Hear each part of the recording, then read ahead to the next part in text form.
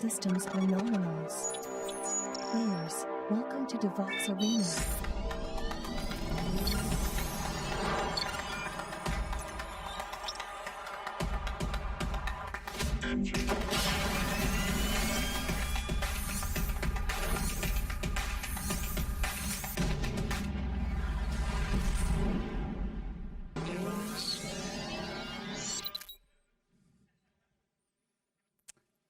Eh bien, bonjour à toutes et à tous. Merci d'être venus aussi nombreux nous voir, ça fait plaisir. Par contre, j'ai un petit souci, c'est que du coup, j'ai pas mes binômes. Mélisse, qu'est-ce que tu fais sur les Devox? Ah, salut Jean-Phil. J'avais 5 minutes de libre là et je reprenais un petit projet là qui traînait un peu. Il date un peu aussi. Et ça consiste en quoi ce projet? Encore un des fameux side projects qu'on peut avoir? Merci. Ouais, c'est ça. Tiens, je te montre.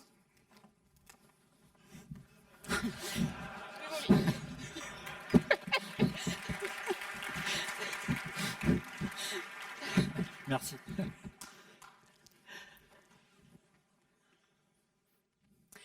Alors en fait, c'est une petite appli qui présente des femmes dans la tech.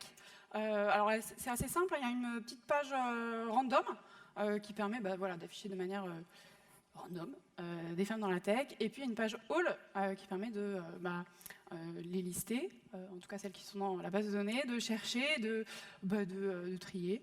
Voilà, c'est assez simple. Ah, c'est sympa. Et au niveau tech, du coup, ça donne quoi?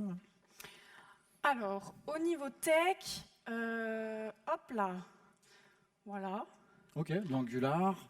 Par contre, je vois Angular 6. Alors, je suis pas expert front, mais Angular 6, c'est pas un peu vieillot comme version? Bah ouais, c'est un vieux projet, hein. J'ai commencé ça il y a plusieurs années, donc c'est un side project, donc j'ai arrêté de coder dessus.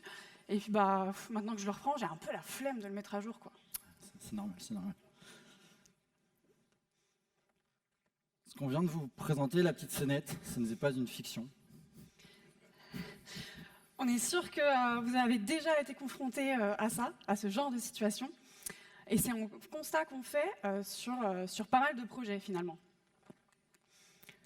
Alors, dans tous ces projets, ce qu'on a besoin, c'est de mettre à jour nos dépendances. Et pourquoi tu veux faire ça? Pour plusieurs raisons. La première, ça va être qu'on va permettre de réduire le nombre de failles exploitables. C'est-à-dire que les patchs de sécurité qui vont arriver, ils vont être sur les dernières versions. Et donc, pour que nous aussi, on bénéficie de ces versions, il va falloir qu'on soit à jour. Autre chose aussi, on va pouvoir utiliser des nouvelles fonctionnalités. Forcément, les personnes qui maintiennent un projet développent de nouvelles fonctionnalités, et pour que nous aussi, on en bénéficie, et on va devoir mettre à jour ces dépendances. Et également, on va pouvoir bénéficier des derniers correctifs de bugs. On va pouvoir également profiter des améliorations de performance au fur et à mesure de la vie d'un projet. L'équipe maintainer va également améliorer son produit. Et donc, en passant sur les dernières versions, on va pouvoir bénéficier également de ces améliorations de performance. Et puis, dernier point, qui est le fait d'être attractif en tant qu'entreprise pour recruter. Si on travaille sur du Node 8, on n'a pas la même attractivité que si on est sur du Node 20. Mais la mise à jour des dépendances, c'est douloureux. C'est une tâche qui est fastidieuse, c'est une tâche qui est ingrate. D'autant plus quand on est dans une architecture en microservices, on va multiplier les composants, il va falloir faire N fois la même montée de version. Donc voilà, c'est, comme je disais, fastidieux. Et puis on va voir aussi le phénomène qu'on a beaucoup de dépendances à mettre à jour.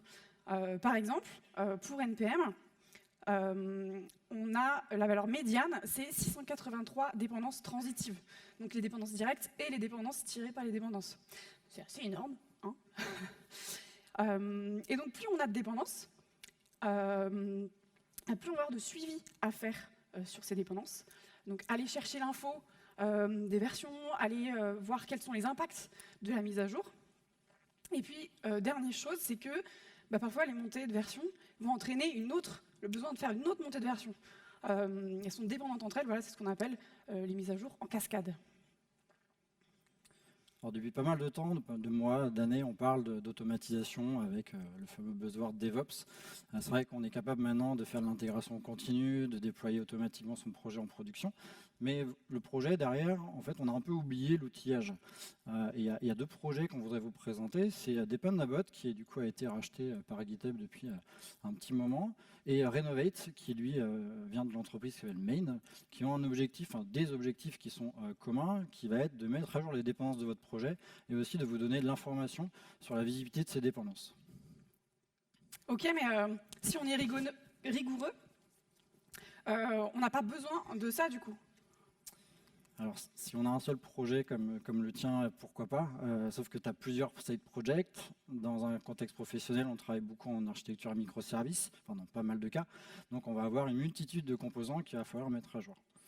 Avec ces outils-là, on va être capable de se concentrer sur le développement des features ou des problèmes, si vous avez des petits incidents de production, et arrêter justement ces tâches fastidieuses et assez ingrates, et va nous permettre aussi de nous faire gagner du temps. On va aller beaucoup plus vite dans le développement de features, et en plus ce qui est important, c'est que là les mises à jour des dépendances vont vous arriver, donc vous n'avez pas besoin d'aller sur les repos de toutes vos dépendances, de tous vos composants, pour aller voir est-ce qu'il y a une nouvelle version qui est sortie. L'information va arriver directement à nous, et forcément on va gagner en réactivité sur votre projet. Ce qui est important, et je pense que c'est un peu l'actualité, quand une faille de sécurité arrive et qu'un fixe arrive aussi sur une dépendance, on est bien content en fait de l'avoir arrivé automatiquement sur son projet. Ça évite d'aller voir l'actu sur divers réseaux ou sources.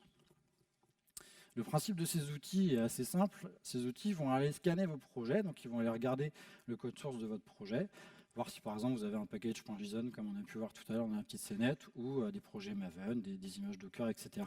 Et à partir de là, ils vont aller vérifier les disponibilités des nouvelles versions de ces dépendances pour vous, donc dans les différents registres que j'ai cités, des NPM, du Maven, du Docker Hub, etc.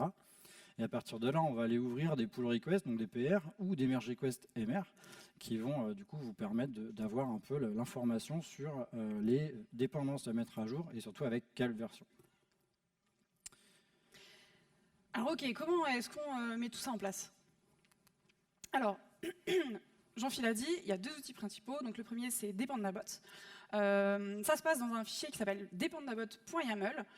On va pouvoir définir dans quel écosystème on va vouloir nos mises à jour. Donc ici, NPM, dans quel directory on se trouve, donc la racine ici slash, et en quel intervalle de temps on va vouloir que ça tourne.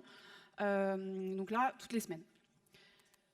Le deuxième outil, c'est Renovate. Ça se passe dans un fichier qui s'appelle renovate.json, où on va définir tout simplement une configuration, on va étendre une configuration par défaut. Donc là, c'est la configuration qu'on peut avoir. L'idée maintenant, c'est de l'automatiser. Donc pour ce faire, côté Dependabot, si du coup vous êtes dans GitHub, en fait, vu que ça a été racheté par GitHub, il y a une intégration qui est assez visible. Dans les settings de votre projet, vous pouvez l'activer. À partir de là, votre fichier de configuration va être pris en compte. Il y a aussi une alternative qui n'a rien à voir avec GitHub ni avec le projet sur GitLab. On a mis le lien, il sera disponible si vous êtes curieux d'aller voir, qui est pour la partie GitLab. Si vous travaillez avec Renovate sur GitHub, c'est pareil, il y a une application qui est disponible et qui permet de vous aider pour amener d'autres features assez intéressantes. Et si vous êtes sur GitLab, il n'y a pas la notion d'application, mais par contre, on peut l'intégrer dans votre pipeline de CI/CD avec, par exemple, l'exemple qu'on a mis ici dans le GitLab CI.yaml, où on voit qu'on va récupérer une image Docker et à partir de là, l'exécution va fonctionner. Si on est sur une instance GitLab auto-hébergée, on peut aussi bien sûr utiliser Renovate. On peut le faire de plusieurs façons différentes. L'une d'elles, c'est d'utiliser l'image Docker, tout simplement, lancer un conteneur Docker avec Renovate. C'est possible, il y a le Docker Hub qui est disponible avec pas mal d'images. Et on peut aussi l'imaginer dans une infrastructure un peu plus volumineuse, notamment avec Kubernetes, pour aller justement définir, par exemple, ici un cron job qui va permettre de scheduler l'exécution de Renovate dans votre projet. Donc à partir de là, on va vous montrer un peu cette partie-là. Normalement, c'est assez gros, je pense. Donc là, en fait, dans le projet, c'est un projet de démo, mais la configuration, elle est assez celle qu'il faudrait avoir. Le Renovate.json, comme on l'a vu tout à l'heure, avec du coup un ensemble de caractéristiques. Dans notre fichier de CI/CD, donc le point d'entrée, c'est le point GitLab CI, on voit qu'on a différents jobs et on en voit un concernant Renovate où on se base sur une image qui est ici. À partir de là, on va exécuter le script Renovate, avec plusieurs configurations. Et là, dans notre cas, on a vraiment défini une exécution de Renovate sur une fréquence particulière. Donc la configuration, elle se passe en fait au niveau des pipelines schedule, où là, donc, il n'est pas activé pour ne pas casser un peu notre démo. Mais l'idée, voilà, c'est de rendre configuré, l'exécuter à des fréquences bien précises. Et à partir de là, justement, Renovate, il va récupérer justement notre configuration de projet et il va nous initier des merge requests. Donc là, par exemple, on envoie un petit paquet et on voit que, par exemple, ici, on a une lib.rxjs qui, du coup, n'est pas à jour, nous propose de passer de la 6.3.2 à la 6.6.7. Très bien, on voit différentes configurations qui sont derrière. Et à partir de là, libre à nous de voir un peu ce qui se passe et de merger. Je ne l'ai pas dit lors des démos, on va se concentrer sur Renovate. Vous l'avez vu sur un projet GitLab. Ça va être un peu notre fil rouge de la démo. Alors, ok, pour l'instant, on a juste une config de base, on l'a automatisée, et si on customisait un petit peu la config. Dans le renovate.json, donc le fichier de configuration de Renovate, on a vu qu'on a un champ extends qui nous permet d'étendre des configurations préfaites. C'est ce qu'on appelle des presets. On peut prendre les presets qui sont proposés de base par Renovate. Donc, par exemple, là, on est sur un npm unpublishSafe qui permet de spécifier qu'on doit attendre 3 jours avant de proposer une nouvelle mise à jour. Voilà, donc c'est un preset qu'on peut intégrer directement dans notre configuration. Les presets de Renovate s'appuient eux-mêmes sur des presets de Renovate. Donc, par exemple, on a parlé tout à l'heure de config recommended. C'est un preset qui lui-même étend de 7 autres presets qui eux-mêmes étendent d'autres presets, etc., etc. On peut aussi créer des presets nous-mêmes. Je vous montre. Hop.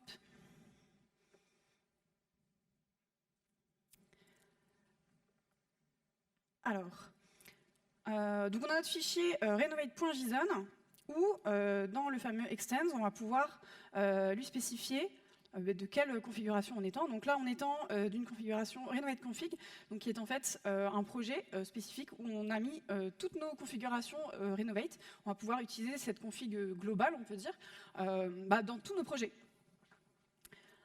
Ce renovate config, je vous le montre de suite. Hop.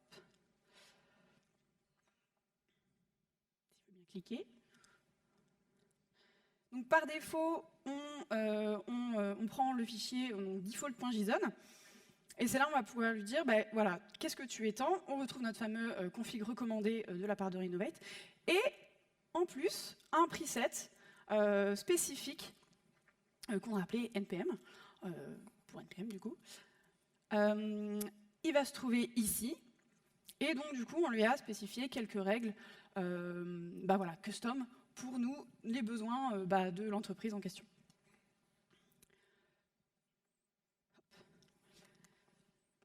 Ensuite, ce qu'on peut faire aussi, c'est du regroupement de ces mises à jour. Dans le cas classique, c'est mieux d'isoler les mises à jour, mais parfois, il va être nécessaire de regrouper les mises à jour quand elles sont dépendantes entre elles. On peut regrouper nous-mêmes ces dépendances avec des package rules.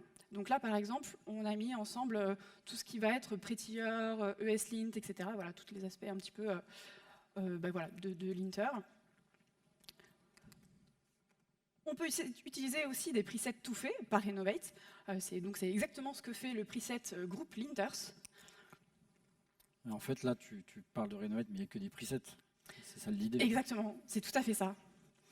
Et du coup, là, on parle d'avoir pas mal de configurations, mais comment on est capable de suivre un peu l'état d'avancement de Renovate, voir ce qui a marché, ce qui a un peu moins bien marché, on va dire?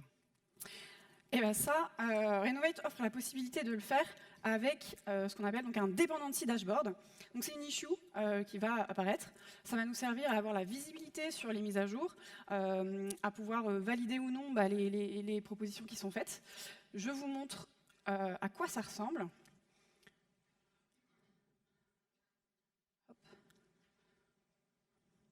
Donc elle est ici, le petit 1, c'est ça.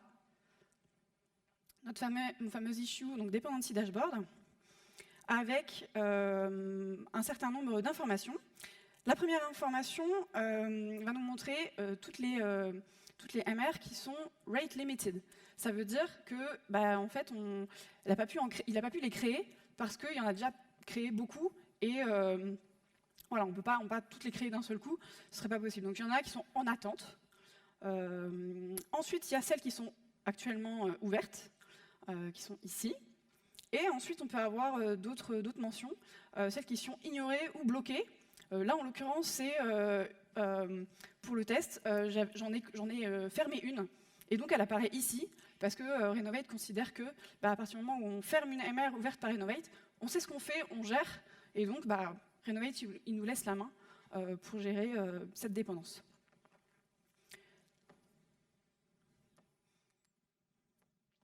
Alors, ce Dependency Dashboard, on peut l'activer de manière manuelle. Merci. Donc, avec le champ Dependency Dashboard True, ou avec un preset. Encore un preset. Eh oui. Alors du coup, on a vu que ces presets, c'est quand même très important. Là, du coup, avant de vous lancer dans la mise en place de Renovate sur vos projets ou dans votre entreprise, on voulait quand même vous donner quelques recommandations qu'on a eues par rapport à notre mission chez notre client et des projets un peu aussi open source ou les projets au sein de Zenica. C'est que derrière, quand vous allez mettre en place Renovate, vous allez être surchargé de PR ou de MR. Ça, c'est sûr. Donc après, derrière, dans les équipes, il va falloir aussi qu'ils sachent que ce nombre de MR ne sont pas forcément à traiter. Enfin bref, il y a plusieurs adaptations à faire à l'arrivée de toutes ces MR. Et Renovate permet aussi de configurer cette limite de PR ou de MR, hein, même si l'attribut c'est PR, ça marche aussi avec les MR, de les fixer à 5. Comme ça permet tout simplement d'avoir uniquement 5 MR d'un coup. Et ça permet d'avoir un peu moins de bruit dans notre projet. Alors tout à l'heure, on a parlé de pouvoir regrouper des mises à jour. Eh bien ça aussi, ça va nous servir pour réduire le risque de surcharge. Alors attention quand même, parce que forcément, quand on regroupe des mises à jour ensemble, on augmente le risque d'échec de la pipeline. Forcément, il peut y avoir des dépendances, une dépendance qui fait casser nos tests. Et donc forcément, si on les met toutes ensemble, toutes ces mises à jour de toutes nos dépendances vont casser. Et donc, c'est plus long à savoir quelle dépendance est en cause, parce qu'il faut chercher parmi toutes celles qu'on a montées en même temps. Donc attention à prendre en compte. Pour éviter aussi la surcharge, notre solution, c'est d'utiliser Schedule qui sont disponibles directement dans la configuration de Renovate. Là, dans notre exemple, on avait un pipeline schedule de GitLab, mais il y a aussi la notion de schedule dans Renovate qui permet de se dire pourquoi pas configurer Renovate uniquement le matin, le midi ou très bien la nuit. Enfin bref, vous avez compris un peu l'idée de configurer quand du coup les équipes ne travaillent pas dessus. Derrière, on voit que Renovate va s'exécuter aussi sur les pipelines de vos projets. Donc, si on a un lot important de MR qui sont créés, on va avoir un lot important de pipelines qui vont tourner et peut-être que vos runners ils vont être en souffrance. Je dis bien peut-être, ça dépend de votre configuration. Mais en tout cas, c'est vraiment un point sensible à regarder pour éviter justement que vos runners s'échauffent beaucoup et aussi perturbent en fait votre projet, votre applicatif. Là, il ne faut pas oublier que c'est des mises à jour de dépendance qu'on propose en automatique. Derrière, effectivement, si vous avez un fixe à livrer en recette ou en production ou une nouvelle feature à déployer, ce serait quand même dommage d'attendre que 100 MR Renovate tourne avant que votre production soit mise à jour. Et à partir de là, il y a aussi l'aspect green, c'est-à-dire que là, vos runners ils vont pouvoir chauffer. Tourner beaucoup, faire chauffer un peu l'infra, faites attention, derrière ça peut avoir des consommations, si on imagine des structures où Renovate est mis sur une plateforme qui est auto-scalable à l'infini, vous voyez où je veux en venir. Mais attention, il faut quand même aussi se méfier de cette réduction de fréquence d'exécution de Renovate. Plus on va attendre, plus du coup les risques de conflits vont être présents. Donc c'est là où aussi il faut se méfier. Et on peut aussi configurer la fréquence du rebase sur les MR. Derrière, on a vu qu'il y a pas mal d'automatisation et généralement, quand on automatise, on se base quand même sur des tests. Donc, avec la mise en place de Renovate, il faut quand même avoir une bonne culture des tests, avoir des tests qui sont très sains. Intégrer la pipeline, c'est quand même déjà mieux, mais j'espère que c'est déjà le cas. Et il faut aussi avoir une énorme confiance dans les tests. C'est-à-dire que quand on va avoir nos pipelines, par exemple dans GitLab, qui vont afficher que les tests de votre projet sont OK, si derrière, en fait, c'est pas du tout OK, c'est quand même pas correct. Donc, il faut vraiment avoir un point d'attention sur ces tests. Alors ok, j'ai compris. Faire attention à la surcharge, à la consommation, et avoir une bonne culture de test. D'ailleurs, en parlant de test, est-ce qu'on ne pourrait pas s'appuyer dessus pour aller encore plus loin? Tu penses à un truc là? Je pense à l'auto-merge. En gros, ça consiste à directement merger nos PR, nos MR, sous réserve que la pipeline soit OK. Et c'est là où on va s'appuyer un maximum sur nos tests, d'où la fameuse confiance dans nos tests. Alors parfois, la pipeline va être rouge, ça va bloquer l'auto-merge, et c'est plutôt sain. Ça va d'ailleurs être le cas pour les versions majeures. C'est normal, c'est une version majeure, on s'attend à ce qu'elle soit cassante. Et donc, c'est normal, entre guillemets, que la pipeline soit rouge. On peut configurer cette automerge nous-mêmes via certaines options, automerge type, automerge stratégie. Ou des presets, non? C'est ça, tu as tout compris. On peut aussi utiliser des presets. Donc, par exemple, le preset automerge patch, qui du coup va automerger tous les patchs qui arrivent via Renovate. Est-ce qu'on ne pourrait pas aller encore un peu plus loin? Parce que là, on parle de merger automatiquement des MR contenant des mises à jour de version. Mais derrière, si ma faille de sécurité elle est que sur ma branche développe, il va peut-être avoir un souci. Peut-être qu'on pourrait s'amuser justement à taguer automatiquement notre projet pour justement imaginer d'aller en production directement. Donc là, ça sort du scope Renovate. Renovate ne permet pas de le faire, mais par exemple, il y a des outils comme Semantic Release qui permettent vraiment de se baser sur les commits de DMR pour aller fabriquer une nouvelle release sur votre projet. Et à partir de là, avec la configuration de la CI, on peut directement se dire, pour chaque tag, on envoie en production. Et dans ce cas-là, notre faille de sécurité, qui est l'exemple le plus critique, en fait, le patch serait appliqué en production quasi automatiquement. Si on vous montre un peu tout ça. Donc là, on a toujours le même projet. On a notre configuration d'auto-merge qui se passe par ici. Super. On va montrer directement les pipelines. On va voir ici qu'on a une RxJS, la fameuse de celle de tout à l'heure, qui en fait a été, les tests sont passés. On a demandé une nouvelle release en fait du projet, et à partir de là, on a un tag qui a été créé, le 1.2.1, très bien, et on voit que derrière notre déploiement s'est fait en production. Donc ça, c'est quand même quelque chose qui est assez cool. Et comme Lise disait tout à l'heure, là on voit qu'on a une MR qui met à jour peut-être un peu trop de choses côté Angular. On passe de 6 à, je ne sais plus la version du moment, mais peut-être que le gap est un peu trop gros. Et on voit que les tests sont failed. Donc là, on est d'accord qu'on n'a pas créé de nouveaux tags. Voilà, c'est juste pour s'assurer quand même de ça. Et à partir de là, on est capable d'avoir des releases qui sont du coup déployées avec nos fixes. Donc là, on voit qu'on a une mise à jour de RxJS. Très bien. Et à partir de là, dans l'auto-déploiement, par exemple, là, notre projet il est déployé sur du Cloud Run côté GCP. On voit qu'on a, pour chaque release, un environnement disponible. Donc, on voit le dernier tag qui a été appliqué. Super. Et puis derrière, si on ouvre le projet, on voit qu'il marche. Donc là, pas d'évolution fonctionnelle, mais c'est un peu l'idée. Et tu sais, ce qui serait trop bien, c'est qu'on puisse mettre Renovate sur Renovate. Comme ça, Renovate serait mis à jour tout seul. Et en fait, c'est possible. C'est ce qu'on a fait sur nos projets. Et ça, c'est pas mal parce que Renovate, en fait, ils ont plusieurs versions par semaine, voire par jour. Donc, suivre tout ça, ça devient un petit peu chronophage. Donc voilà, mettre Renovate sur Renovate, ça permet vraiment de s'abstraire de cette complexité. Et puis, Renovate est aussi capable de mettre à jour sa propre configuration. C'est-à-dire quand un champ va être déprécié, parce que voilà, les champs évoluent, etc., Renovate va être capable, avec la configuration config migration true, d'ouvrir une PR, d'ouvrir une MR pour migrer ce champ. Donc il est capable lui-même de mettre à jour sa propre configuration via des PR, des MR. Donc là, on a Renovate, on l'a configuré, on l'a customisé, on a fait plein de presets dans tous les sens, et maintenant on est capable de mettre à jour Renovate avec Renovate. Eh oui. C'est un truc de fou. C'est beau. Merci de votre attention. Je m'appelle Lise Kennel, je suis consultante développeuse web. Je suis également Women Techmaker Ambassador.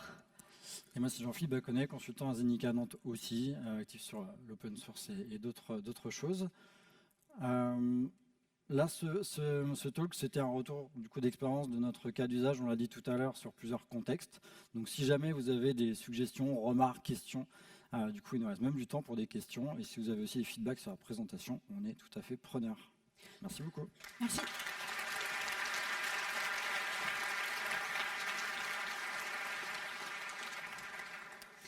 Et vous avez le QR code pour les slides. Merci pour ce retour d'expérience, cette présentation. J'ai une petite question. Comment ça gère les dépendances transitives? Pour être un peu plus précis, est-ce que ça les analyse déjà? Et si une dépendance transitive d'une dépendance de niveau 1 tire la même dépendance qu'une autre dépendance de niveau 1 à côté, en upgradant la dépendance qui tire la dépendance transitive, est-ce que ça laisse l'action sur l'autre dépendance? Est-ce qu'elle est prise en compte? Enfin, globalement, comment sont gérées les dépendances transitives avec cet outil? De la même façon qu'elles sont gérées si tu n'utilises pas d'outils comme ça. Si tu n'utilises pas d'outils comme Renovate, comme Dependabot, tu vas avoir à gérer les dépendances de toute manière. Et donc, l'outil te permet juste de le faire plus facilement, mais il va faire exactement la même chose que si tu faisais à la main. Ça répond à ta question? Oui, ça c'est... Merci pour la présentation. J'avais une question. On voit toujours Renovate souvent dans un contexte JavaScript, excusez-moi. Comment ça se passe avec Java? C'est on a le même niveau d'intégration, et je pense notamment à Spring Boot où on a déjà des gestions de dépendances. Comment ça se... Ouais, côté Java, ça marche aussi bien. C'est là où le regroupement des MR est important pour éviter justement d'avoir trop de MR pour chaque dépendance Spring Boot, par exemple. Mais du coup, l'intégration se fait aussi naturellement sur d'autres projets. Enfin, là, dans le contexte client chez Nickel, en fait, on a du Java partout, et surtout la partie back. Et en fait, les dépendances se font aussi très bien. Culture des tests aussi est importante. Mais là-dessus, ça marche aussi avec du Scala. Après, on n'a pas ici sur d'autres choses, mais ça marche avec du Quarkus aussi.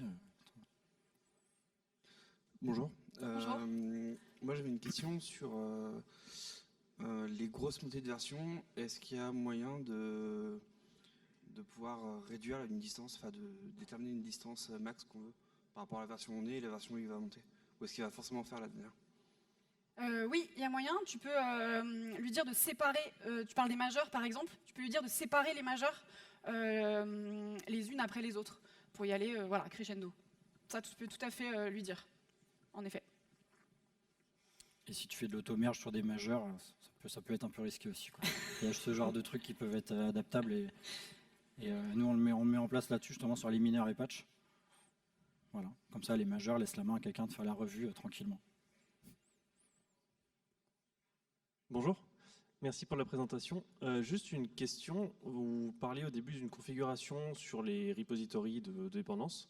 Dans le cas où il y a un repository qui est interne, qui ne serait pas un repository public par exemple, est-ce qu'il y a moyen de configurer ce genre de choses pour gérer les versions justement? Oui, carrément.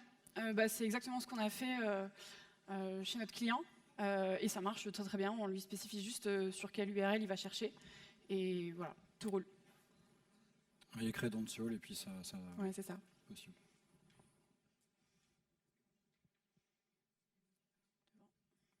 Bonjour, Bonjour. merci pour la presse.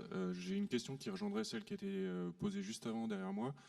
On a des paires des Pandabot sur notre GitHub qui sont très nombreuses côté écosystème Angular. Je pense que c'est dû à la présence d'un package log.json qui est assez déterministe sur les dépendances transitives. On constate qu'on a beaucoup moins de propositions sur tout notre écosystème Spring Boot. Est-ce que vous auriez un tips à nous donner? Vous sauriez pourquoi on a moins de propositions de montée de version sur les dépendances? Le POM XML semble être moins verbeux que le package lock, et du coup, comment être aussi efficace côté back-end que côté front-end? Forcément, l'écosystème NPM, c'est un de ceux qui tire le plus de dépendances. Donc forcément, qui dit plus de dépendances, dit plus de PR, de MR qui arrivent. Ça c'est normal, mais du coup, il y a on en a parlé un petit peu, toute une stratégie de gestion du bruit, parce que c'est un petit peu que les MR pop, que les PR pop très souvent. Ça peut être problématique. Tu peux avoir un système de gestion plutôt organisationnel, te dire tous les lundis matin, je les traite. Un système comme ça. Mais pour moi, c'est inhérent à chaque écosystème, en fait. Tu peux aussi fonctionner, on en a parlé, avec un système de regroupement. Mais voilà, il n'y a pas... Enfin, c'est les solutions qu'on va pouvoir avoir. J'ai une question par rapport à la stratégie. On voit qu'on utilise un scheduler. Sur les outils maintenant de sécurité, on a plutôt une approche via le bomb file. Et donc, du coup, de déclarer dans un outil toutes les dépendances qu'on a, et à ce moment-là, effectuer les actions. Est-ce que vous savez sur ces outils s'ils ont une lecture du bomb file et pouvoir en fait intégrer et faire la même chose, mais éviter d'avoir à pousser sans arrêt finalement des schedules qui peuvent tourner d'ailleurs pour rien? Ton bomb file, il est scanné aussi par Renovate. Là-dessus, j'imagine, j'ai pas fait. Mais par contre, là, l'idée, c'est que Renovate, quand même, il surveille ton fichier. Donc, c'est plutôt lui qui tourne. Et même s'il fait rien, en fait, il fait rien. C'est quand même ça l'idée de vérifier automatiquement. Mais peut-être que je ne maîtrise pas le contexte de ta question, je pense. On pourra en reparler après si tu veux. Ça marche. Merci. Vous pouvez effectivement continuer à débattre. Les speakers sont là. Merci. Merci à vous. On check. Quoi ?